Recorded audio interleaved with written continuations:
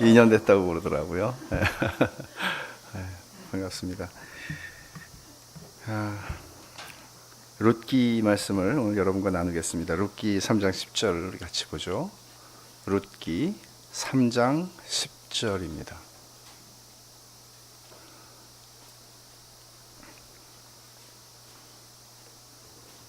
우리 한 목소리로 같이 읽겠습니다. 룻기 3장 10절.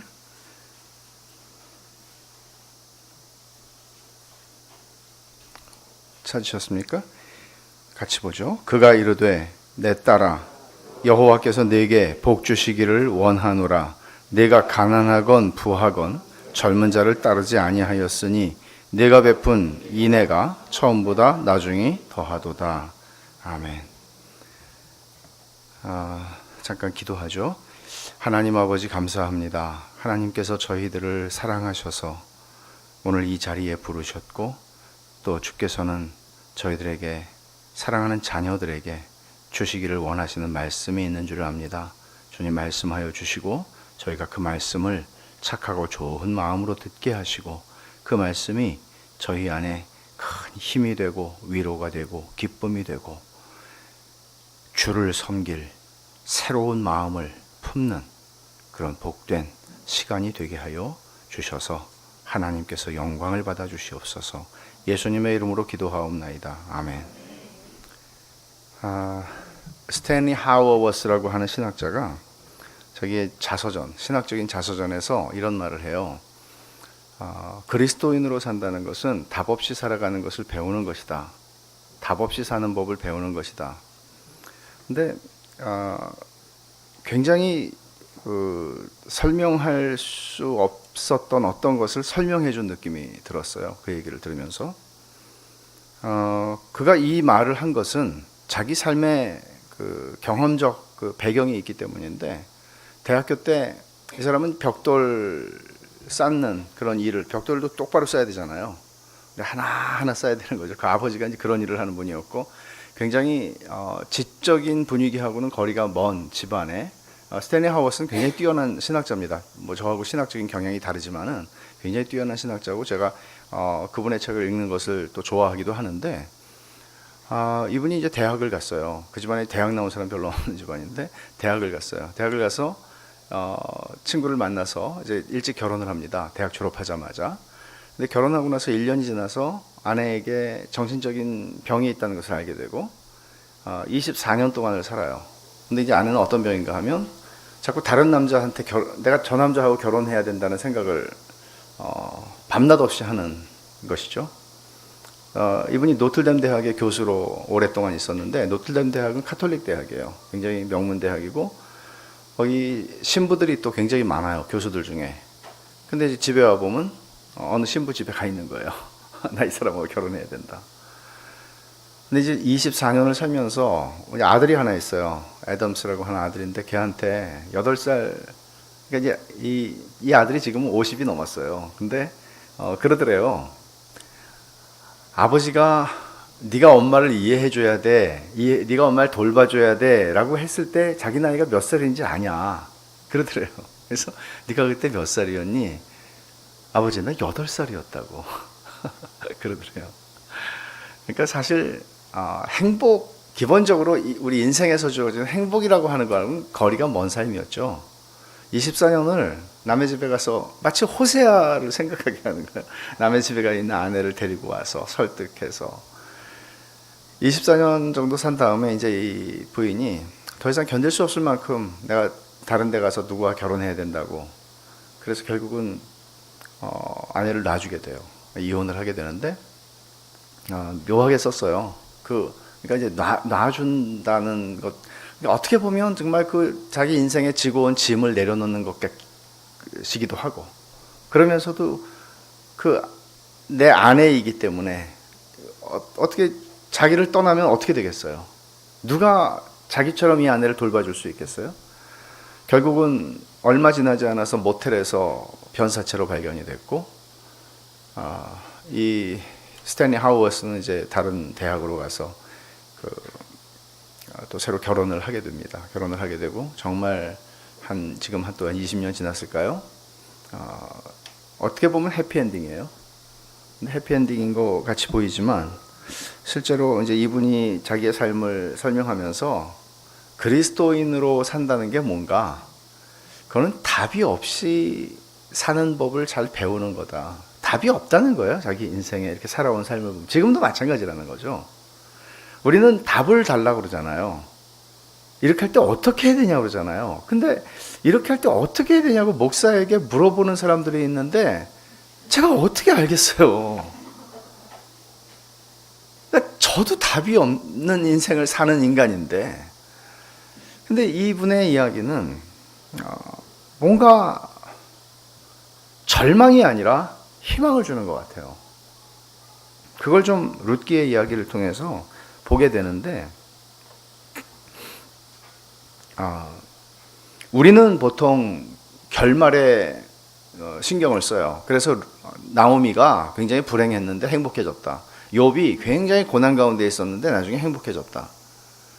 근데 사실 결말에 우리가 초점을 두기도 하지만 과정이라는 걸 무시할 수가 없잖아요. 그리고 우리는 지금 결론을 사는 게 아니고 과정을 살잖아요.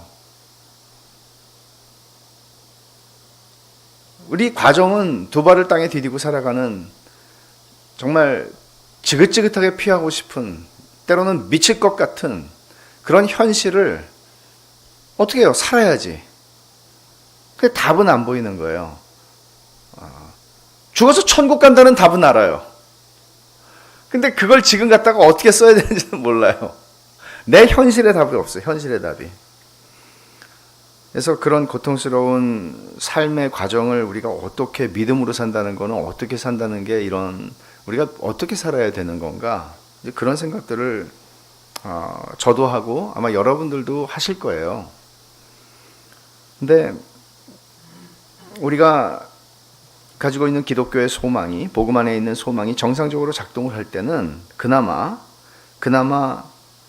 현재라는 과정을 제대로 받아들이고 이걸 싸울 힘이 생기는데, 우리의 소망이 좀 비정상적이고 성경적이지 않고 이상한 막연한 기대 같은 것들을 가지고 살아가게 되면 현실을 삐뚤어 보게 되고 현실을 풀질 못해요. 그러니까 이제 이런 생각을 하게 되죠. 복음이 무슨 능력이 있어? 복음이 뭐야 도대체? 내 삶의 복음이 무슨 의미가 있어? 이제 이런 생각들을 하게 돼요. 근데 정말 질문을 한번 드리죠. 복음이라는 거는 죽어서 천당 가는 건가요, 그냥? 아니면 우리의 지긋지긋한, 정말 답이 없는, 언제 끝날지 모르는 그런 현실 속에서 복음이 유효한가요? 복음이 어떤 일을 하나요? 성경을 보면 성경은 굉장히 현실적인 책이에요. 뜬구름 잡는 것 같은 얘기를 거의 하지 않아요. 그래서 오늘 이 말씀, 이 룻기를 통해서 여러분들하고 사실은 이제 제가 무슨 말씀을 설교를 할까? 설교를 굉장히 많이 한 느낌이 들어요. 왜냐하면 뭔가 많이 하여간 그래서 우리 교회에서 설교하는 것 같아요. 근데 어떤 말씀을 전할까? 룻기 말씀을 전해야 되겠다, 그런 생각을 했는데, 사실은 좀 내용이 많아요. 내용이 많은데 끝나는 시간은 제가 잘 지킬 것인데 하는 데까지 하다가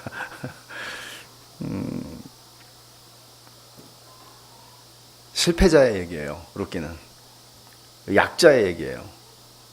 여러분들 중에서 내 인생은 정말 승자로 내가 멋지게 살아가고 있어, 내가 원하는 삶을 나는 지금 멋지게 행복하게 살고 있어 라고 하면 룻기가 안 들어와요. 근데 인생이 조금 아까 얘기한 스탠리 하우어스 같은 그만큼의 고민은 아닐지도 몰라요. 그렇지만 남의 암보다 내 감기가 더 힘들거든요. 우린 다 그런 힘든 게 있어요. 근데 이제 그런 힘든 현실 속에서 우리가 경험하는 거는 나오미라고, 사실은 이게 룻기를 어떤 학자들은 나오미기라고 해야지 이게 룻기가 아니다, 나오미가 주인공이다. 맞아요. 근데 이제 나오미라고 하는 이름의 뜻은 유쾌하다, 즐겁다, 그런 거예요. 근데 유쾌하고 즐거운 게 나오미의 인생에 있었으면 얼마나 좋았겠어요. 부모님이 얘야 너는 유쾌하고 행복한 삶을 살아. 항상 즐거운 삶을 살아야 된다. 그래서 이름을 줘줬을 텐데 나오미하고는 정반대의 인생이 된 거예요. 그래서 나오미가 나중에 그러죠. 난 나오미라고 부르지 마. 괴로워. 그 이름을 듣는 게 괴로워. 마라라고 불러. 마라는 뭔가 하면 비통함이에요. 비통한 인생. 자기 이름하고는 반대로 살고 있다는 거죠. 여러분 뭐 룻기를 아시죠? 내용을. 기근이 들어서 유다 땅 베들레헴에 사는 유다 지파 사람인데 기근이 들어가지고 엘리멜렉이라고 하는 사람이 가족을 데리고 모압으로 이민을 가요. 뭐 이거는 우리에게도 그렇게 하면 먼 얘기가 아닙니다. 뭐 70년대에 미국으로 이민 갔던 사람들 한국에서 가난하고 지지리도 가난하고 힘들고 그러니까 보따리 싸가지고 간 거죠. 그래서 자식들 교육 한번 잘 시켜보자 아메리칸 드림을 가지고 간 거예요. 말하자면 모압이안 드림을 가지고 간 거예요. 이 사람들 모압의 드림을 가지고 모압이 잘 살고 지금 괜찮은 나라거든요. 갔어요. 그러니까 나오미의 입장에서 보면 엘리멜렉은 그러니까 나오미는 굉장히 결혼을 잘한 사람인 거죠. 그러니까 남들이 다 부러워한 거예요. 말하자면 가장으로서 이 사람은 어떻게 대처해야 하는지, 어떻게 가족들을 데리고 정말 이 힘든 세상에서 지금 이 시대가 어느 시대인가 하면 사사기가 있던 그 사사들의 시대거든요. 왕정이 시작되기 전에 시대는 뭐 경제적으로도 힘들기도 했지만 영적으로도 암흑기였거든요. 그러니까 이제 이런 시대의 한 가정의 이야기인데 이들이 자기들에게 하나님 주신 땅을 떠나서 이제 모압으로 갔어요. 똑똑한 사람이죠. 요즘 같으면 정말 미리 내다보고 가족들을 고생시키지 않고 정말 탁탁 결정하고 뭔가 추진력 있게 이민을 결정하고 갔어요. 사람들이 다 부러워했을 거예요. 그래서 나오미에게 그랬겠죠. 야, 너 정말 이름처럼 되는구나. 너 결혼만 잘하는 줄 알았더니 야, 너 인생이 저 엘리멜렉 만나가지고 편해지는구나. 엘리멜렉은 나의 왕은 하나님이다. 이런 뜻이거든요. 그러면 그 영적으로 암울한 시대에서 그 부모가 야, 너의 왕이 하나님이신 것을 항상 알고 살았으면 좋겠다. 굉장히 그 의미 있는 이름이잖아요. 그러니까 이런 엘리멜렉이라는 이름이나 나오미라는 이름이나 정말 굉장히 좋은 이름인데 실제로는 그 삶을 보면 그렇지가 않았어요. 이민을 갔는데 그렇게 멋있는 남편 엘리멜렉이 몇 년을 살았는지 모르겠는데 오래 살지 않고 죽었어요. 뭐 그런 일이 일어나잖아요. 엊그제도 제가 아는 아주 젊은 목사님인데 아버님이 교통사고로 갑자기 지난주에 돌아가셨다는 얘기를 하면서 제가 최근에 그 교회 가서 집회를 했었는데 우리에게 빼앗길 수 없는 행복이 선하신 하나님으로부터 온다는 것에 대한 이야기를 많이 했었는데 지금 그 말씀을 붙잡고 씨름을 하고 있다. 그런 얘기를 하더라고요. 그러니까 그런 일이 일어나요. 저희도 인도네시아 있을 때 처음에 선교사로 인도네시아 젊었을 때 있었는데 어느 날 옆집 선교사님 사모님이 새벽에 막 그 인상이 잊혀지지가 않아요. 우리 집 대문에 막 서서 막 두들기는데 그 얼굴. 그래서 무슨 일이냐고, 무슨 큰일이 났냐고. 저희는 전화가 없었거든요. 그 집에 전화가 있었고. 그러니까 이제 저희 장인어른이 교통사고로 돌아가셨다는 얘기예요. 저희 장인어른이 돌아가셨을 때 나이가 저보다 젊었거든요. 52.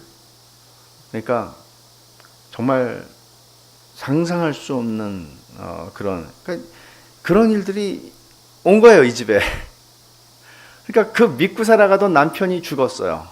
그래서 이민사회에서 이 유다 여자인 나오미가 남자아이 둘, 정말 혼자서 아이를 잘 길렀어요. 그래서 둘 다 장가를 보냈어요. 모압 여자들을 만나서 장가를 갔는데 이게 웬일이에요? 하나만이 아니고 둘 다 죽었어요. 또 아들들이.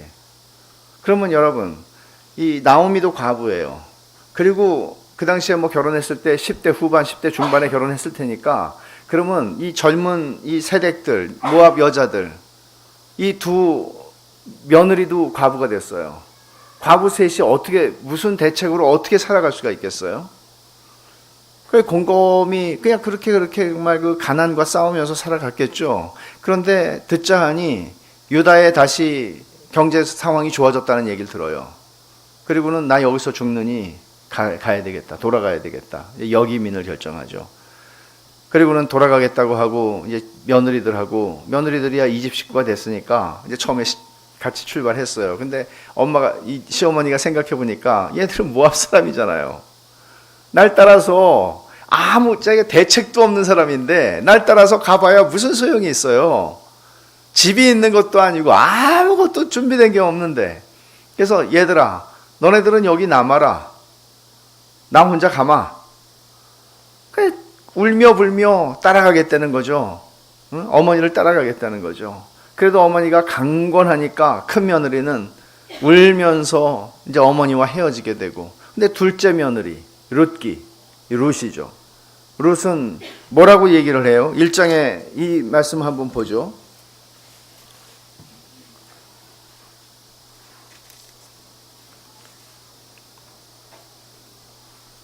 16절이에요.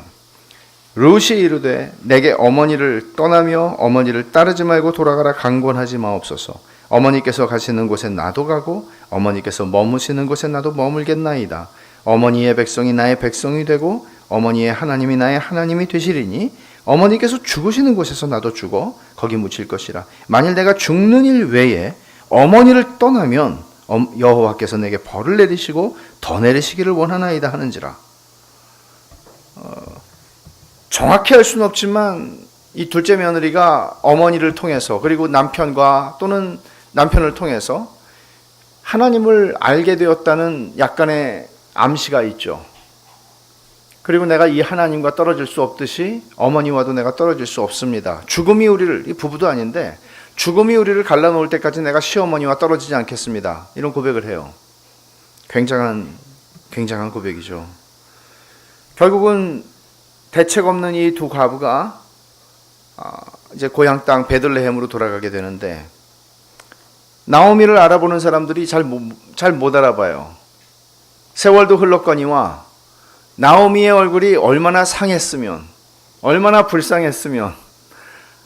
옛날에 그러잖아요. 미국에 유학이 아니 이민 갔다가 이렇게 뭐 외삼촌이든지 누가 이렇게 한번 십몇 년 만에 한번 돌아오면 막 선물도 갖고 오고 막 대단했죠. 근데 지금 나오미는 쫄딱 망해가지고 지금 돌아오는 거 아니에요? 그러니까 나오미라고 부르지 마. 그러니까 사람들이 그런 거예요. 아니 이게 나오미 맞아? 그러니까 아니 난 나오미 아니야. 난 마라라고 불러. 비통한 여자라고 그냥 불러줘. 이렇게 이제 얘기를 하는 거죠. 그러니까 이런 슬픈 이야기예요. 그럼 이런 이야기 속에서 우리는 그냥 이야기는 짧지만 그 긴 세월을 나오미가 하나님을 믿는 신앙을 가지고 살아갔던 그 세월들을 우리가 조금이라도 헤아려 볼 수 있다면 여러분 그 세월이 남편이 죽었어요. 베들레헴도 아니에요. 외국이에요. 남편이 그동안 일을 해서 나는 할 줄 아는 게 별로 없어요. 근데 어린애가 둘이에요. 이 아들을 길러내야만 해요. 죽을 수도 없어요. 그리고 길렀어요. 그리고 장가 보냈어요. 근데 또 아이 둘이 무슨 일인지 같이 차 타고 가다 어떻게 교통사고를 났는지 둘이 다 죽었어요. 상상한 사람이 견딜 수 있기에는 너무나 무거운 짐이고 그런 그 긴 세월을 보내면서 나오미가 얼마나 많은 질문을 했겠어요. 하나님한테. 하나님 왜 우리를 여기까지 오게 하셨나요? 하나님 도대체 남편을 이렇게 불러가시면 어떡하나요? 이렇게 내가 그나마 힘겹게 길렀는데 이 결혼까지 한 이 아이들을 하나도 아니고 둘이나 데려간단 말입니까? 별의 별 질문들을 하나님 앞에 다 했을 거예요. 하나님이 선하신 게 맞습니까? 그런 질문 안 하겠습니까? 인생이 이쯤 되면? 근데 하나님이 어느 것 하나 대답해 주었을 것 같지는 않습니다. 하나의 질문에도 대답을 주시지 않았을 것 같아요. 그냥 사는 거예요. 그러다가 고향으로 돌아가겠다고 결심을 한 거죠.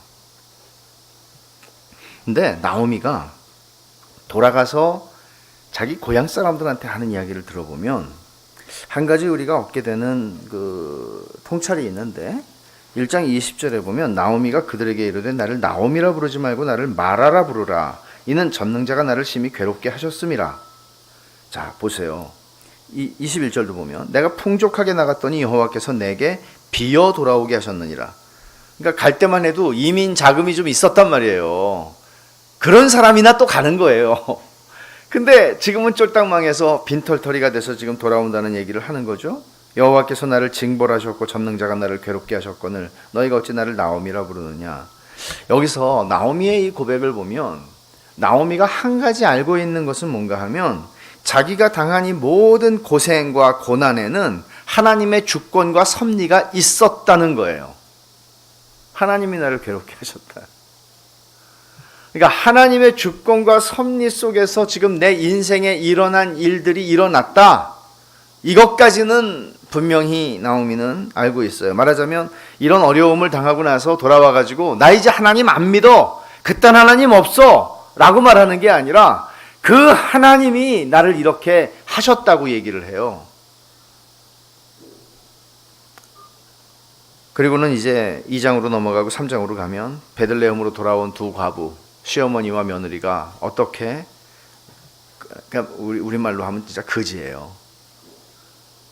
두 홈레스 시어머니와 며느리예요. 남자도 아니고.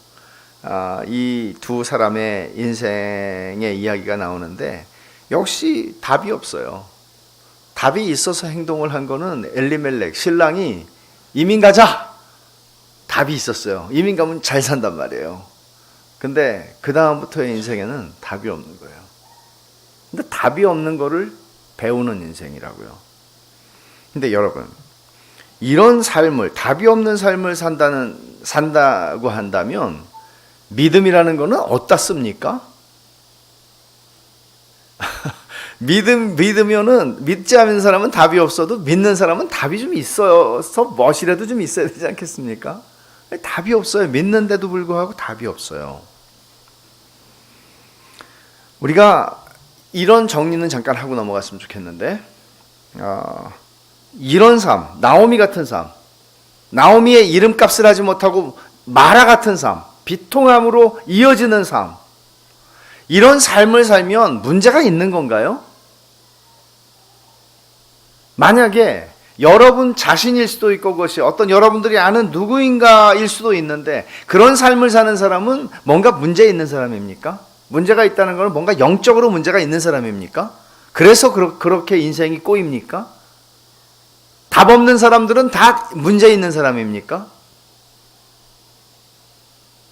왜 대답을 안 하십니까? 대답을 해야 제가 진도를 나가지 않겠습니까?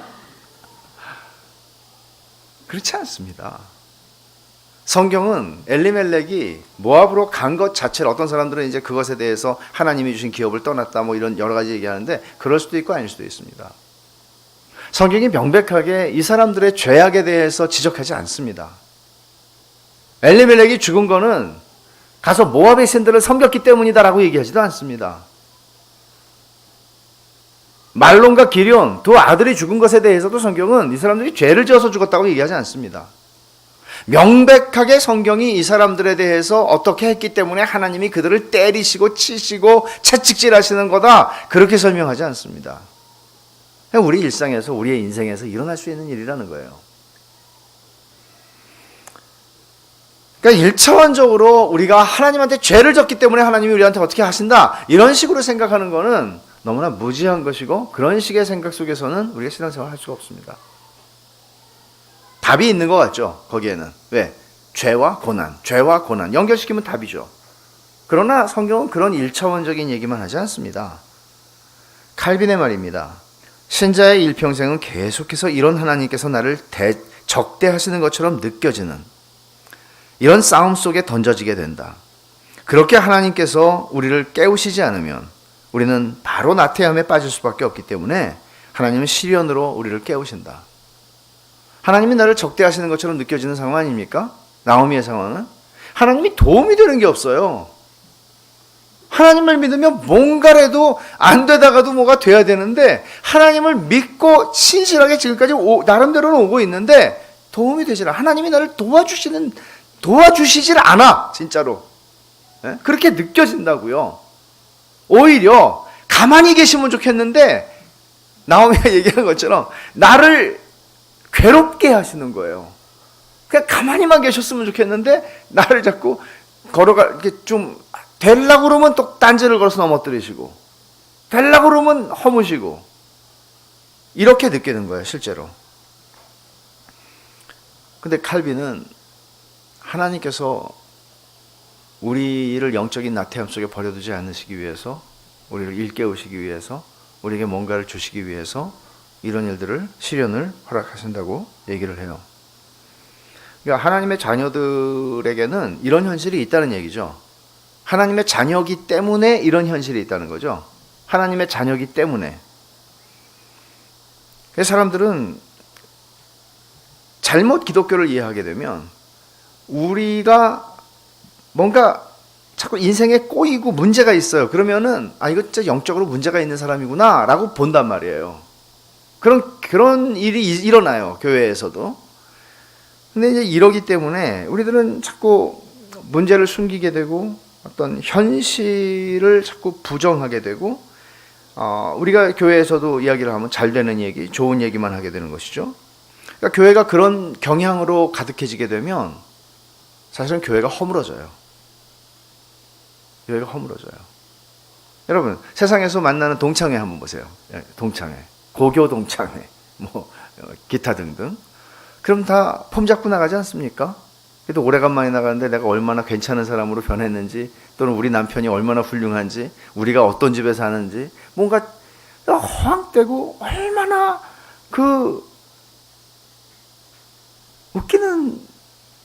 웃기시죠, 여러분들? 근데 웃긴데 우리가 해요, 그거를.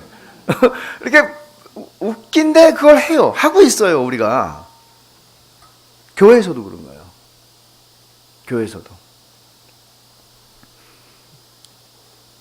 약점, 문제, 실패, 비통함, 나의 마라의 사건들, 비통한 사건들은 가능한 숨기고 말하지 않고 나오미적 경험들을 10년 전 걸지라도 갖다 써요.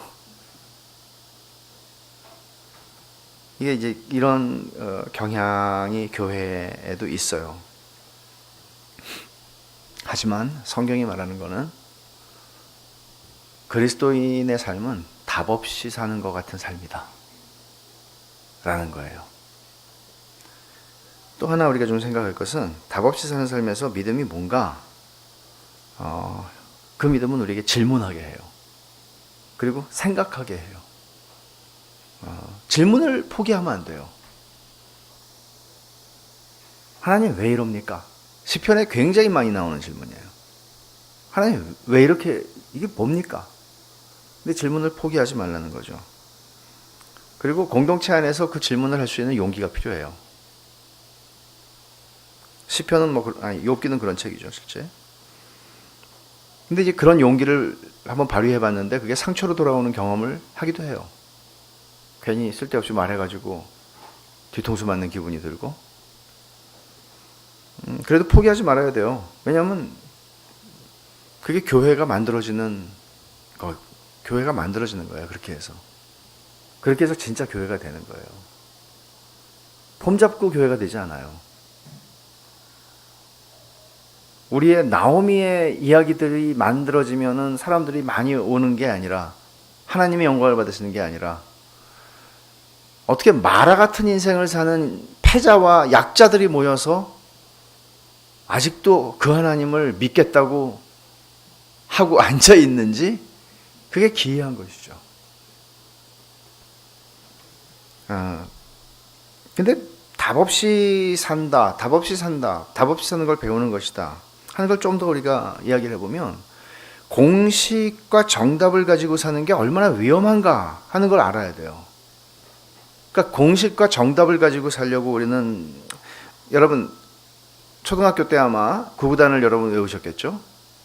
또 중학교를 가면 인수분해 공식도 외워야 되고, 뭐 외우는 게 있죠. 뭐 그런 게 공식이. 근데 공식 외워서 어디다 쓰려고 외우죠? 그러면 쉬워지거든요. 공식을 외우면 쉬워지죠. 공식을 모르면 풀 수는 있어요. 근데 시간이 많이 걸리거든요. 근데 우리 신앙생활을 하고 우리의 인생을 살아가는 데 있어서 공식이 왜 필요할까요? 그 쉽게 가거든요. 그러니까 목사님이 설교를 하면서 한 설교에 공식 하나씩만 알려주면 그거 대박이에요. 1년에 공식 52개, 10년에 520개. 그 공식만 딱딱 써놓고 공식, 어느 문제를, 인생의 문제를 풀 수 있는 공식. 그게 뭔가 하면 법륜이 하는 거예요. 법륜이라고 혹시 들어보셨는지 모르겠는데, 공식 기가 막히죠. 내가 보기엔 답이 없습니다. 풀 수 없는 답을 풀 수 있는 것처럼 공식을 주는 건데, 그 위험해요. 왜 그런가 하면, 이 공식이라고 하는 거는 공식을 대입해서 풀릴 수 있을 만큼 그런 수학이면 인생이 그러면 되겠는데 인생이라는 거는 수학이 아니거든요. 인생이라고 하는 것은 예를 들어 우리 공식이 되게 많아요. 기도는 만사를 변화시킨다. 제가 제일 싫어하는 공식이에요. 기도가 만사를 변화시켰으면 여러분이 지금 이루고 있겠어요? 안 그렇죠.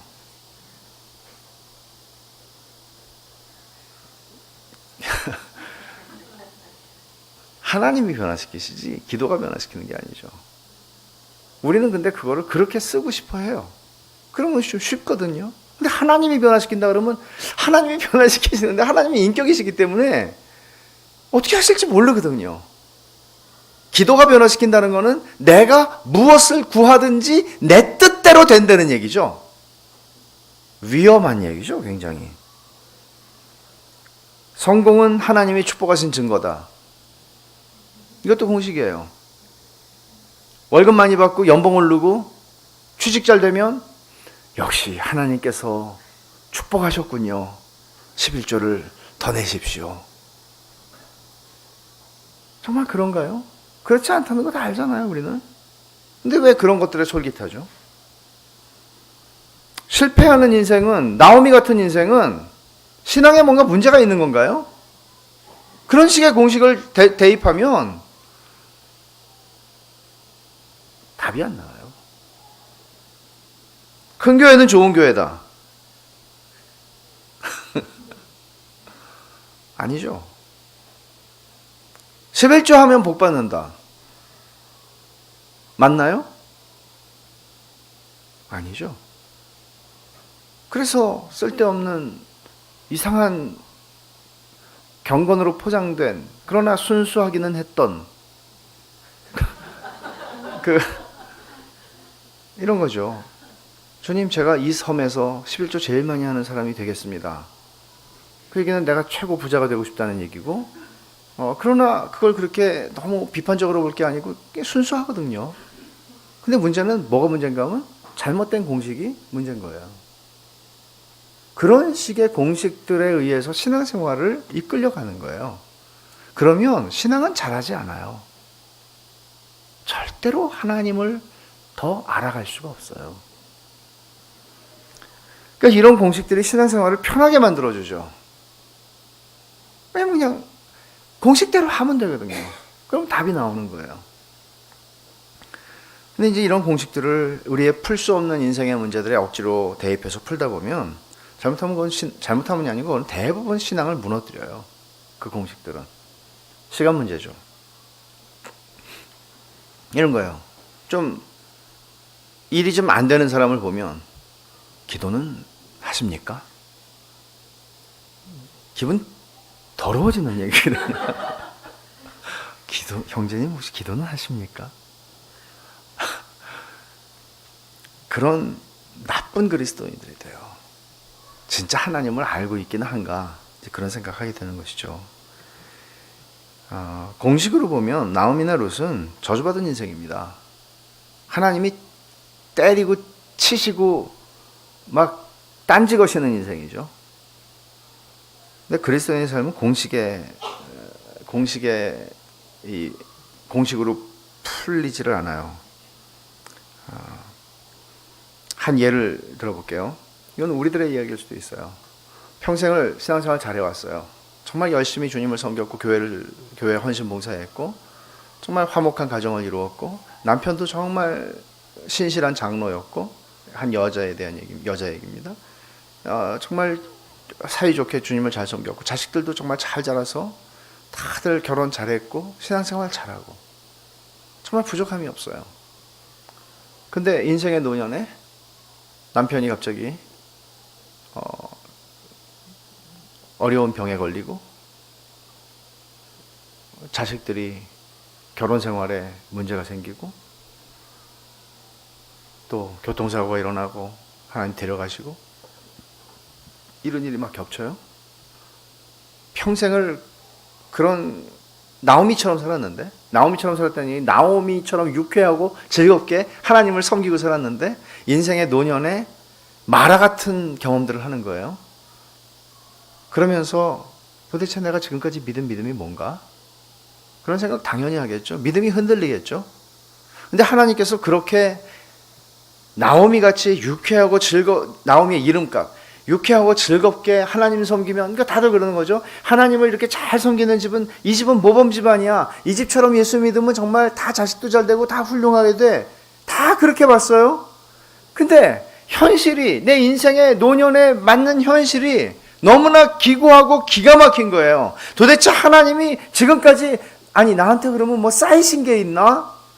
내가 뭔가 크게 잘못한 게 있나?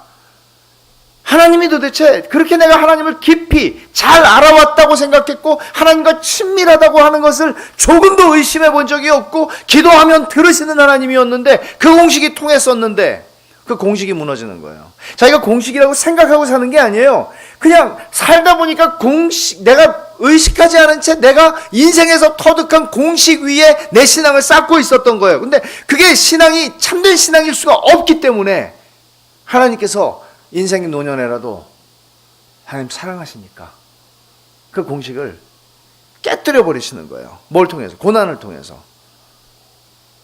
그러니까 진짜 하나님을 만나는 자리로 가게 되는 거예요. 그냥 가상적인 한 예죠. 근데 그런 일이 일어날 때 뭘 구분하게 되나 하면 참된 신앙과 자기 열심을 구분할 수가 있게 돼요. 그 전까지는 그런 생각 안 했어요. 내 열심이 신앙이라고 생각했어요. 조금도 의심하지 않았어요. 근데 그때부터 이제 그런 생각을 하게 되는 거죠. 공식을 하나님이 깨뜨리시고 우리가 성장하기를 바라시기 때문에 때로는 그런 어려움들이, 마라 같은 일들이 일어난단 말이죠. 그러나 답 없이 산다는 것은 포기하는 인생이라고 성경은 얘기하지 않습니다. 나오미, 룻, 그들은 포기하지 않고 살아가는데 여기서 우리가 발견하게 되는 거는 답 없이 사는데 답은 없어요. 답은 모르겠어요. 근데 그들은 나오미도 그렇고 룻도 그래요. 특히 룻을 우리가 주목하게 되는데 왜 나오미기가 아니고 룻기인지를 설명을 드릴게요. 왜 나오미가 아까 주인공이라 그랬잖아요. 그럼에도 불구하고 룻기인지를 설명드릴게요. 룻은 답 없는, 자기 인생도 답 없고 시어머니 인생도 답이 없어요. 근데 룻은 굉장히 인생에 중요한 결정을 해요. 그러니까 답이 없기 때문에 아무것도 안 하고 팔짱 끼고 그냥 가만히 앉아 있는 게 아니고 굉장히 중요한 결정을 해요. 그게 아까 우리가 읽은 말씀이에요. 1장에서 어머니의 하나님이 나의 하나님이 된다는 얘기고, 죽음이 우리를 갈라놓을 때까지 나는 어머니를 떠나지 않겠다는 거고, 어머니의 민족이 내 민족이 된다는 얘기고. 근데 그 결정은 어떤 결정인가 하면, 그것은 우리가 뭐 미화시켜서 야 이건 정말 룻의 어떤 정말 신앙적인 어떤 결정이다 그렇게 볼 수도 있겠지만, 사실은 룻은 어머니에게 인애를 베푼 거예요. 그게 3장 10절의 말씀인데 3장 10절을 한번 보십시오. 아까 우리가 읽은 말씀이에요. 이 보아스라고 하는 인물이 또 한 사람 등장하죠. 제가 저보고 만약에 성경에서 제일 매력적인 사람을 한 사람 뽑으려면 저는 보아스를 뽑겠어요. 물론 예수 그리스도의 예표이기도 하지만 이 사람처럼 매력적인 인물이 없어요. 정말로. 이 사람 되게 나이가 많은 사람이거든요. 사실 나이가 많은 사람인데 결혼도 못하고 사는 사람이에요. 이 사람이.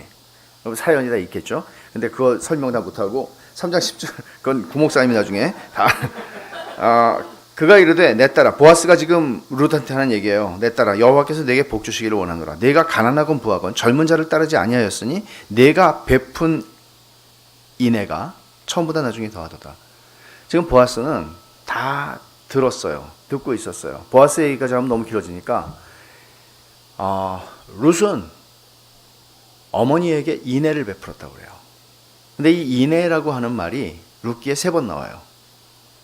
어디 나오나 하면 그 앞에는 2장 20절에 보시면 나오미가 자기 며느리에게 이르되 그가 여호와로부터 복받기를 원하노라. 그는 누구나 보아스가 복받았으면 좋겠다는 얘기죠. 그가 살아있는 자와 죽은 자에게 은혜 베풀기를 그치지 아니하도다 하고 나오미가 그에게 이르되 그 사람은 우리와 가까우니 우리 기업 물을 자 중에 하나다. 이 은혜 베풀기를 그치지 않는 사람이라 그랬죠. 산자나 죽은 자에게. 이 은혜라는 말하고 여기 3장 10절에 인애라는 말하고 같은 말이에요. 헤세드라는 말이에요. 하나님이 우리에게 언약을 맺으시고 그 언약을 따라서 포기하지 않으시는, 실패가 없는 사랑, 하나님의 끊이지 않는 사랑, unfailing love. 진짜 완전한 사랑이죠. 우리는 그 언약을 어겨도, 우리는 불성실해도 하나님 신실하게 사랑하시는 거죠. 언약을 따라서. 근데 지금 이거를 사람에게 쓰고 있죠. 그리고 또 하나 나오는 건 어디 나오나 하면은 1장 8절에 보면은 나오미가 두 며느리에게 이르되 너희는 각기 너희 어머니 집으로 돌아가라. 너희가 죽은 자들과 나를 선대한 것 같이 여호와께서 너희를 선대하기를 원하며. 이거는 나오미가 이제 며느리들에게 여호와께서 너희를 선대하기를 원한다. 이게 헤세드예요. 그러니까 이 번역은 물론 3가지가 다 다르게 우리말로 번역되어 있지만 이 헤세드라는 말은 결국은 어머니도 나오미도 자기 입장도 아무것도 아니지만 딸들을 딸들같이 사랑하면서 하나님이 너희들에게 인애 베푸시기를 원한다. 내가 당장 너에게 줄 것은 없지만 딸들을 사랑하고 있는 거죠. 근데 지금 룻이 며느리들을 사랑하는 거죠. 근데 룻이 시어머니 나오미가 고향으로 가봐야 아무것도 없다는 거 알아요. 이 시어머니 따라갔다가는 뭐 보이는 게 답이 없다. 근데 이 시어머니를 따라가기로 결정하죠. 근데 그걸 보아스가 뭐라고 얘기하는 거예요? 3장 10절에서 네가 네 시어머니한테 인애를 베풀었다. 헤세드를 베풀었다. 그렇게 얘기를 하는 거죠.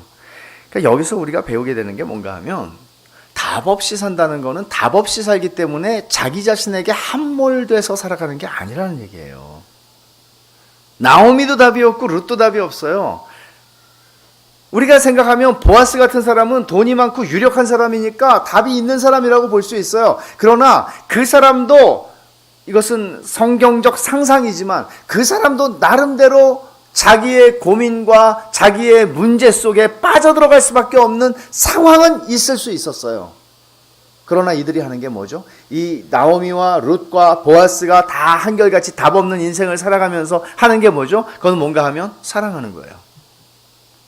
답 없이 살아가는 것이 첫 번째 그리스도인의 삶이라면 두 번째는 답 없이 사랑하는 거예요. 답이 좀 있어야 내가 내 앞가림이라도 좀 해야 누군가를 좀 사랑하고 누군가를 좀 신경 쓰고 배려하고 베풀 수 있고 도와줄 수 있을 텐데 이 사람들은 하나같이 자기가 아무것도 아니에요. 자기 인생이 답이 없어요.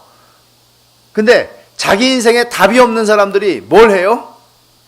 사랑을 해요. 사랑하기로 결정을 해요. 결정한 거예요. 룻이 난 내 어머니, 내 하나님 따라가겠다고. 한 번도 가본 적이 없는 나라. 무섭죠? 따라가겠다고. 그 결정은 다른 것이 아니라 이 답 없는 시어머니를 사랑하기로. 자기가 뭐 보탬이 되는 입장도 아니거든요, 사실. 이런 상황에서. 물론 보탬이 됐어요. 왜냐하면 시어머니가 나가서 이삭 줍는 것보다는 며느리 젊은 애가 나가서 이삭 주워 왔으니까. 이거예요. 답 없이 사는 거는 포기하는 인생이 아니라 선택하는 인생이에요. 뭘 하기로? 사랑하기로.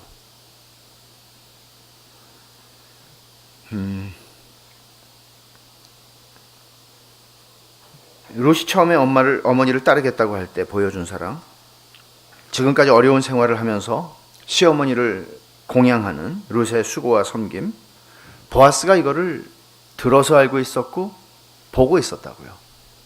그래서 3장 10절에서 그렇게 얘기하는 거예요. 내가 베푼 인애가 처음보다 나중에 더하다. 처음 베푼 인애가 뭔가 하면 나 어머니 따라가겠습니다 한 거예요. 근데 와가지고 아이고 어머니 와보니 대책이 없습니다. 답이 없습니다. 돌아갈랍니다. 계속 그 어머니를 섬긴 거예요. 계속 그 어머니를 섬긴 거예요.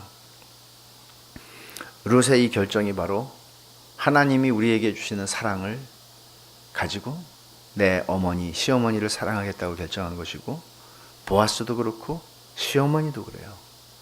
이 사람들은 답 없는 인생 속에서 사랑하는 인생을 선택을 한 거예요.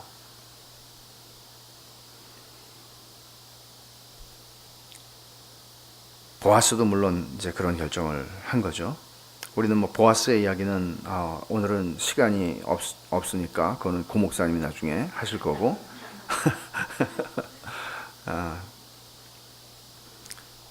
공통점이 뭐죠? 이 사람들 나오미, 룻, 보아스. 이 사람들은 사랑하기를 선택하고 결정하는 거예요. 나오미도 보아스를 보면서 여호와께서 그에게 복을 주시기를 원한다. 그는 산자와 죽은 자에게 은혜 베풀기를 기뻐하는 사람이다.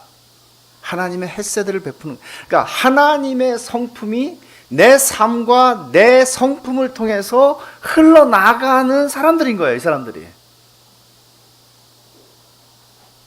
진짜죠. 결론입니다. 답 없이 산다는 게 뭔가, 답 없이 사는 것은 인생 포기하고 사는 게 아니라 사람을 사랑하고 사는 것입니다. 어떻게 보면 이게 답입니다. 근데 이게 답이라고 하기에는 더 큰 답이 있어서 답이라고 할 수는 없습니다. 왜냐하면 더 큰 답은 뭘까요? 하나님 자신입니다. 우리가 욥기에서 보는 이야기가 그 얘기 아닙니까? 하나님이 등장하시자 욥이 이제 설명이 필요 없다고 느낍니다. 그렇게 질문을 많이 던졌던 욥이 설명이 필요 없다고 느낍니다. 하나님이 답이니까. 그리고 그 답은 언젠가 우리 눈앞에서 현실이 될 겁니다. 그때까지 우리가 답 없이 살아가는 인생을 살아가면서 그리스도인들이 신자로서 하나님의 자녀로서 살아가는 것은 비통한 인생의 현실 속에서 괴로워하고 눈물을 흘리고 자기 자신에게 함몰되고 자기를 연민하고 자기를 불쌍히 여기는 삶 속에서 누군가 나를 사랑해 주지 않아 세상이 나를 미워해 이런 식의 불평과 불만 속에 살아가는 게 아니라 사랑하는 거라고요. 그게 답이라고요. 우리 인생 속에서 하나님이 주시는. 이건 어리석을 정도로 승산 없는 선택이죠. 바보 같은 선택이죠. 야, 지금 너 네 처지와 상황을 생각해봐. 지금 너 자신에게 집중해도 모자라는데 네가 누구를 지금 생각하고 사랑하니? 이 세상이 얘기하는 거죠. 어리석은 결정을 한 사람들이에요. 나오미도 룻도 보아스도. 보아스가 기업 물을 자예요. 말하자면 엘리멜렉에게 가장 가까운 친척인데 보아스보다 한 사람 더 있어요. 더 가까운 친척이. 말하자면 이 사람이 자기가 책임을 감당하겠다고 하면 자기 재산이 축나요. 나오미 집안을 살려줘야 되니까. 그래서 난 못하겠다 그러고 빠졌어요. 이 사람은 세상적으로 보면 굉장히 지혜로운 사람이고 결정 아주 잘하는 현명한 사람이에요. 근데 보아스가 그걸 기다려요. 그리고는 자기가 그 책임을 감당하겠다고 그래요. 그리고 결혼했던 과부인 룻과 그것도 모압 여인과 이방 여인과 결혼을 해요. 그리고는 메시아의 족보에 그 이름이 쓰여지게 돼요. 다윗의 증조 할머니죠. 룻은. 물론 이런 결과가 해피엔딩이 우리 인생 속에서 주어지기 때문에 우리는 그렇게 해야 된다. 그런 얘기가 아니에요. 주어질 수도 있고 주어지지 않기도 해요. 때로는. 그러나 분명히 주어져요. 하나님 앞에서. 이 소망을 우리는 이 세상에 어떤 우리의 나오미 마라 같은 비통한 일들을 겪는다 할지라도 이 소망을 우리는 꺾을 수가 없어요. 포기할 수가 없어요. 때로는 어리석을 정도로 승산 없는 사랑을 베풀어야 하고 그런 결정을 하는 것이지만 여기에 그리스도인 됨이 있고 여기에 성도됨이 있는 거예요. 하나님이 그렇게 하신 거예요. 그 아들을 이 땅에 보내셔서 십자가에서 이 회개하지도 않았고 자기 죄를 인정하지도 않았고 건방지기가 짝이 없고 하나님을 향해서 대적하고 있는 인생들을 향해서 승산 없는 사랑을 베푸신 거예요. 하나님이 누구도 따라갈 수 없는 어리석은 결정을 하신 분이에요. 되지도 않을 것들을 향해서 감당할 수 없는 은혜와 사랑을 부으셨어요. 그리고 우리는 그거를 조금 알아요. 그 조금 아는 것이 진짜 아는 것이기 때문에 우리도 역시 우리의 인생에 답이 없지만 그리고 결과를 알기 때문에 하는 사랑이 아니라 우리도 하나님이 우리한테 하신 것처럼 답 없이 살면서 사랑하기를 결정하고 답 없이 살면서 또 사랑하기를 결정하고 또 사랑하기 결정하면서 살아가는 거예요. 그게 하나님이 당신의 자녀들을 부르신 부르심이에요. 이렇게 하면 뭐가 좀 될 것이라는 답이 보이지 않아요. 저렇게 하면 뭔가 될 거라는 생각이 들지 않아요. 근데 우리는 그 길을 걸어가는 거예요. 이게 하나님께서 룻기를 통해서 우리에게 보여주시는 중요한 교훈입니다. 답 없이 살아요. 그걸 너무나 힘겨워하지 마세요. 인생은 그래요. 그러나 그 속에서 햇새들을 베푸는 삶을 살기로 하세요. 베푸세요. 하나님이 우리에게 하셨던 것처럼. 그렇게 하노라면 하나님께서 나와 내 형제와 내 자매와 공동체를 통해서 당신의 거룩하신 일들을 당신이 이루어 가세요. 기도하십시다. 하나님 아버지 감사합니다. 룻기의 말씀을 통해서 저희들에게 가르쳐 주신 이 교훈을 저희 마음에 잘 새기게 하여 주시고 하나님 아버지 저희 인생이 나오미 같기보다는 마라와 같은 인생인 것을 저희도 고백합니다. 그러나 그 속에서도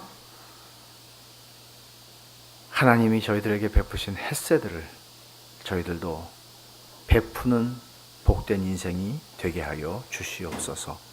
예수님의 이름으로 기도하옵나이다. 아멘.